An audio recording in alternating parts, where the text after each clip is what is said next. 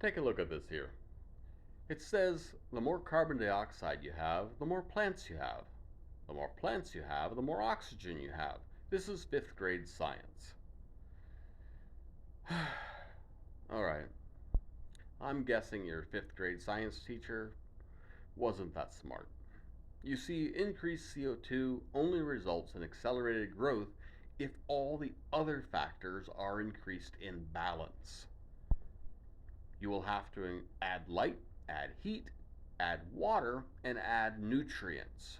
If all of these things are not increased in proper balance to that increased CO2, you will not see any accelerated growth. And in fact, you may see stunted growth. Anyone who's done CO2 regulated greenhouse gardening knows this. Unfortunately, we live in a country where people are more focused on social media memes than actually understanding how science works.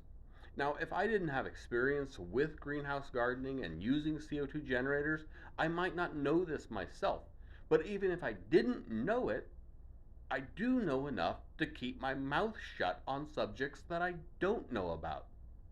Now, I'm a huge supporter of the freedom of speech, but just because you have the freedom of speech doesn't mean you should be speaking.